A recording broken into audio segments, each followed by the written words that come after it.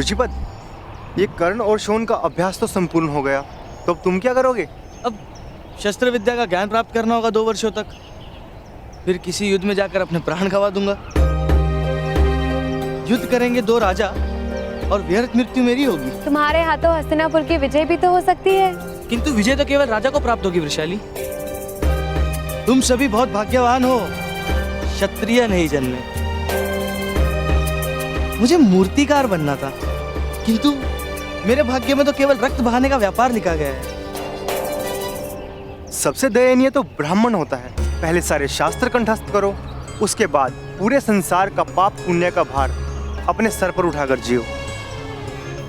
ब्राह्मणों को एक भूल भी करने का अधिकार नहीं और एक पल का भी विश्राम नहीं। किंतु ये व्यवस्थाएं, ये परंपराएं यदि किसी को सुख नहीं दे सकती तो ये टूटती क्यों नहीं? क्योंकि अहंकार को सुख मिलता है सुचिपत। ऊंच नीच के भेद में लोगों की निर्बलता छुप जाती है। उंगली उठाने की क्षमता नहीं, ऐसे लोग शस्त्र उठाकर सूरमा कहलाते हैं। सत्य का बोध नहीं, ऐसे लोग सत्य का ज्ञान बांटकर ब्रह्मज्ञानी कहलाते हैं। रथ का चक्र बिठा नहीं सकते, ऐसे लोगों को सारथी बनने का अधिकार मिल जाता है। अर्थात ये व्यवस्थाएं क्षमताहीन लोगों को सुरक्षा देती हैं सुचिपत। किंतु इन परंपराओं को टूटना होगा भ्राताश्री। यदि किसी को अपना बलिदान देकर भी इन्हें तोड़ना पड़े तब भी उचित है। तुम लोगों का बलिदान देने का समय निकट आ गया है।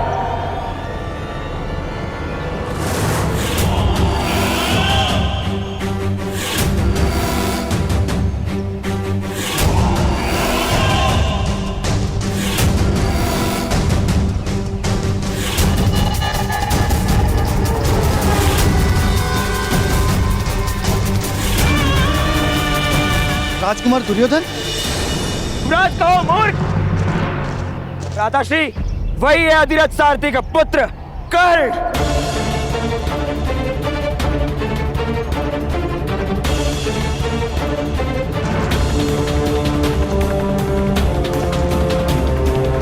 यदि अपनी रक्षा कर सकते हो तो कर लो।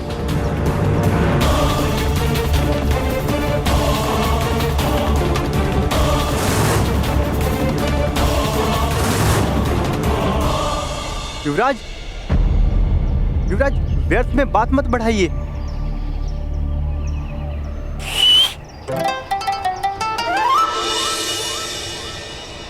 जॉन, वामिल, यहाँ ऊपर आ जाओ। यहाँ से युद्ध देखने का मजा आएगा।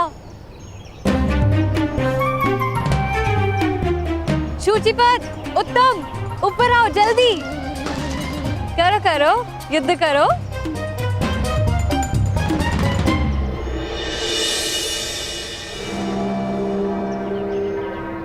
देखिए राजकुमार, रक्त देखकर अस्वस्थ हो जाते हैं हम। क्षत्रिय नहीं है ना? आप अवश्य मेरे भ्राताश्री के साथ द्वंद्व कीजिए, किंतु ध्यान रखिएगा आपको बहुत घाव ना हो।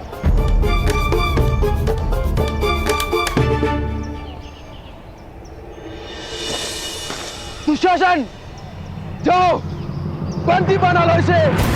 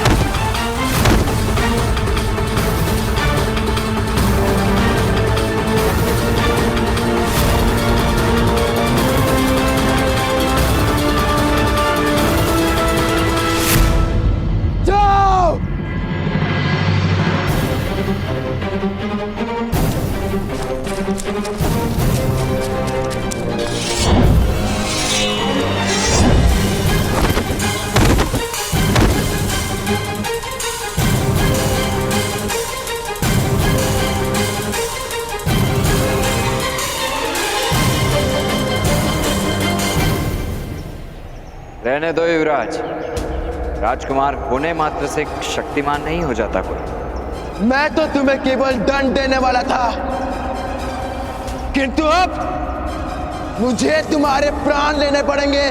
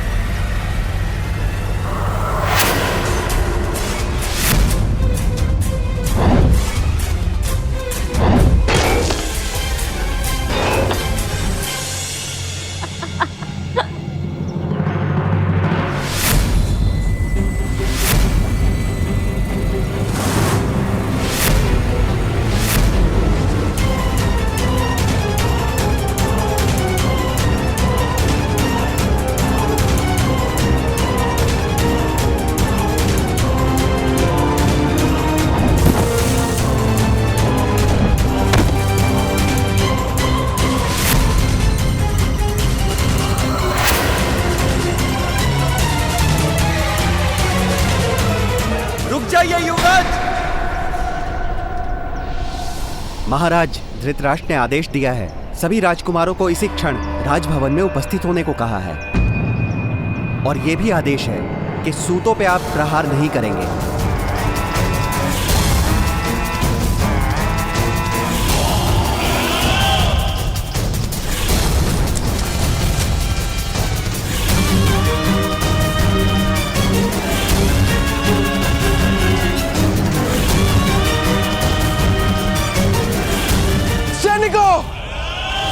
इन सबको बंदी बना लो, अन्यथा तुम सबकी मृत्यु निश्चित है।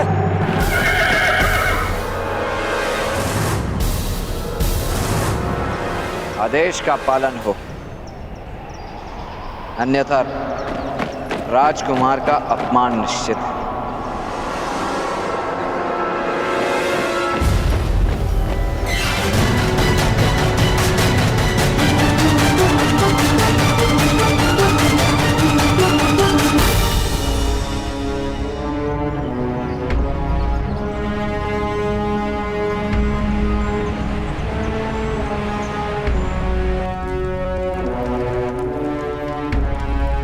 मेरा परामर्श है कि इस विषय को यहीं समाप्त कर दिया जाए।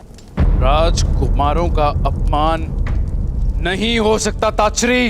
अपमान हो ऐसी स्थिति से अंतर रखना कर्तव्य है राजकुमारों का, और पिता का कर्तव्य है कि उन्हें इसका पाठ पढ़ाए। राजकुमारों के चरित्र निर्माण का समय आ गया है महाराज। हस्तिनापुर के राजा स्वयं को प्रजा का सेवक मानते हैं, स्वामी नहीं। यही परंपरा रही है कुरुकुल की। इसी परंपरा का शिक्षण देना है आप राजकुमारों को। लोहा ठीक से पीटा ना जाए तो तलवार युद्ध भूमि में टूट जाती है महाराज। आज राजकुमारों के चरित्र का निर्माण होना है। अगर आज ये नहीं हुआ तो भविष्य में प्रजा के विद्रोह का सामना करना होगा उन्हें।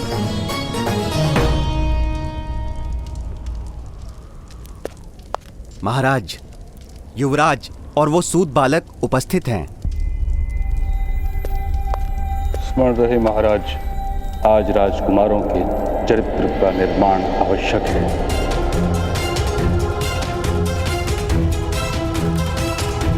तभी उनका भविष्य सुरक्षित रहेगा।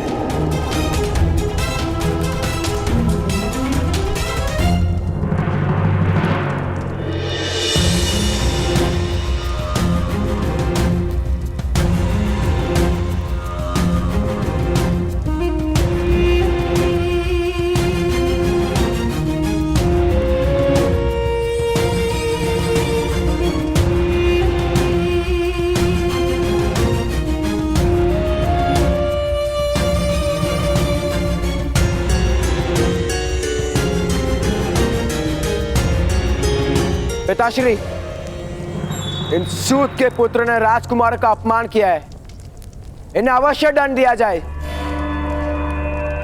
कौन है अपराधी? नाम क्या है?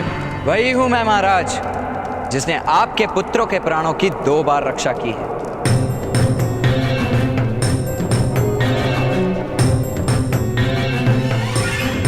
दो बार रक्षा की है? आज जब ये मुझसे युद्ध करने आए तो इन पर प्रहार न करके मैंने इनके प्राणों की रक्षा की, और इससे पूर्व इनके जन्म के समय महामुनि व्यास को अपने रथ में बिठाकर लाया था मैं। राधे कर्ण? सूत पुत्र कर्ण।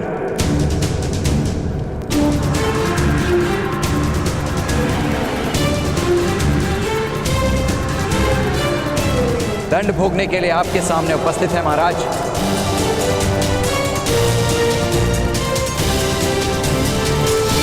दुर्योधन, आज तुम इस व्यक्ति के कारण ही जीवित हो।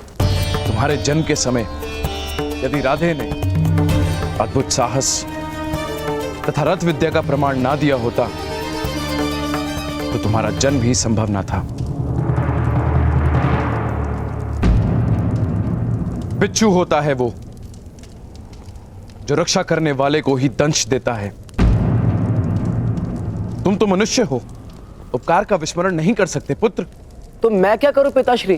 कर्ण पर लगाए आरोप को निषिद्ध घोषित कर दो पुत्र। किंतु महाराज, राजा पर किया गया उपकार क्या अपराध करने की अनुमति है? तात्पर्य? वर्षों पूर्व जो मैंने इस सभा में कहा था वही आज भी कहता हूं महाराज। क्षमा नहीं, न्याय दीजिए। मेरा अपराध सिद्ध कीजिए अथवा मुझे निर्दोष घोषित कीजिए।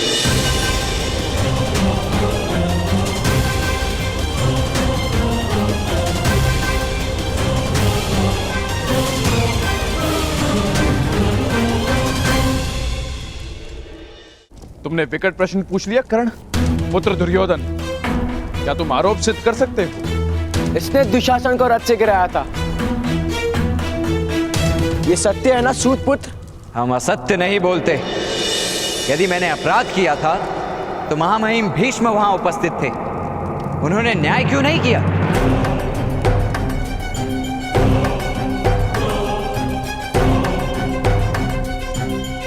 महाराज, उस परीक्षा में कर्ण एक असफल सारथी सिद्ध हुआ था, वही उसका दंड था।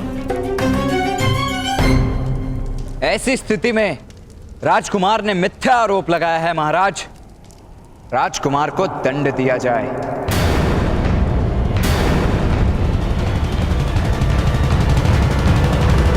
असंभव! हस्तिनापुर के राजकुमार मिथ्या आरोप नहीं लगाते। तो अपराध सिद्ध कीजिए महामंत्री। परीक्षा के समय महामहिम भीष्म ने क्या मेरे साथ पक्षपात किया था?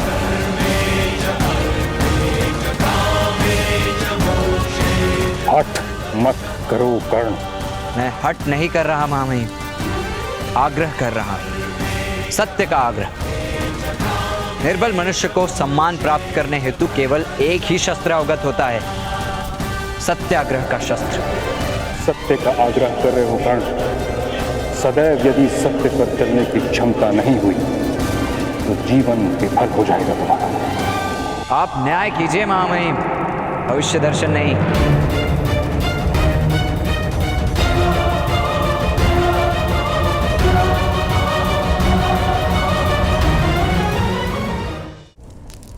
महाराज, परीक्षा के समय जो हुआ उसे अपराध नहीं माना जा सकता।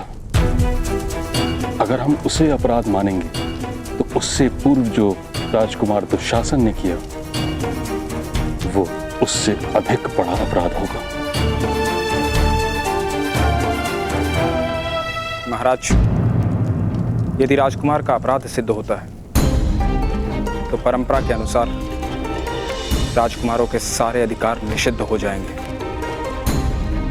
विदुर, तुम अनुज हो मेरे, कोई तो मार्ग निकालो। मार्ग तो सदैव सत्य का होता है भ्राता धृतराष्ट्र। मैं तुम्हें आदेश देता हूं विदुर कि मेरे पुत्रों को कोई दंड नहीं मिलना चाहिए। धृतराष्ट्र, महाराज के आदेश का पालन हो विदुर।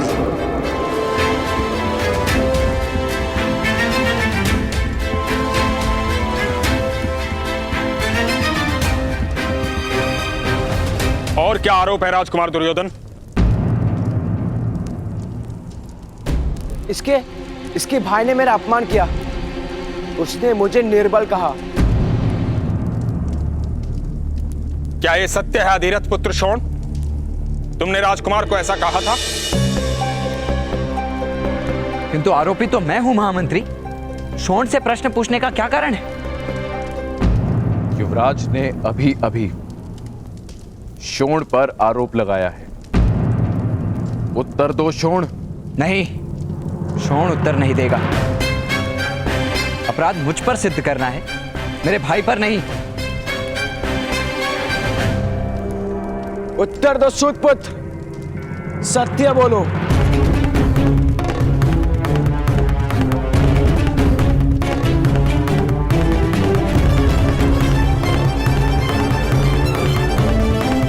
जी हाँ महाराज, मैंने ऐसा कहा था। शोण,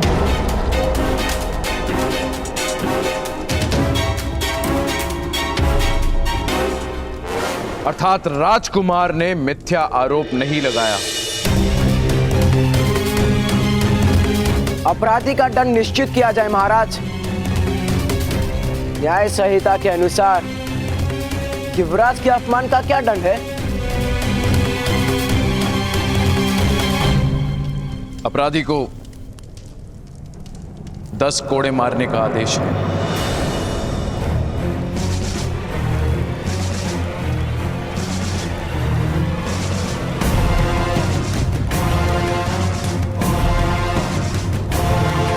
दस कोड़े खाकर अनेक की मृत्यु हो जाती है, विशेषता तब जब मारने वाला अपने अपमान का प्रतिशोध लेना।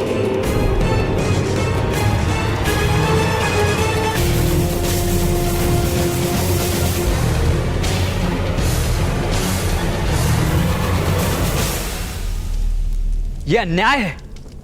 ऐसा दंड आप नहीं दे सकते। यदि यह परंपरा है तो इसे तोड़िए महामहिम भीष्म। हस्तिनापुर की प्रजा आपको देवता मानती है। अपने सामर्थ्य का प्रदर्शन कीजिए। इस अन्याय को होने से रोकिए महामहिम।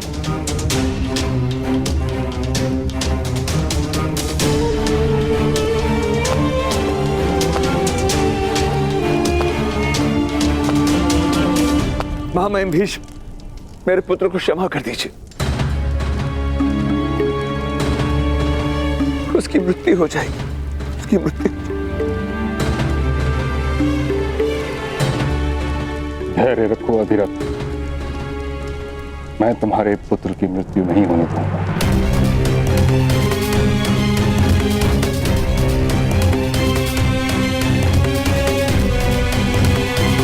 अगर आपकी अनुमति हो तो मैं अपराधी को स्वयं दंड देने की इच्छा रखता हूं।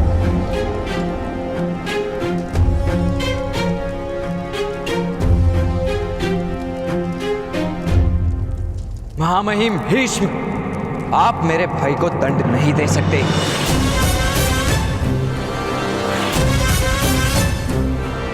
सैनिकों, बंदी बना लो इस अपराधी को।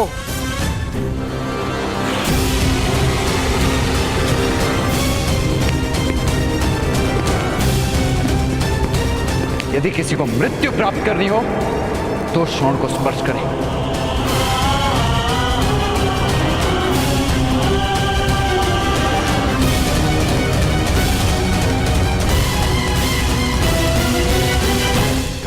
अधिरथ,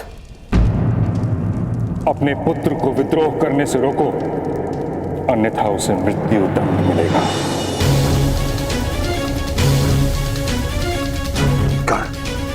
मेरा आदेश है, रुक जाओ। महामहिम भीष्म, मैं वचन देता हूं, मेरा पुत्र कर्ण शोण को दंड भोगने से नहीं रोकेगा।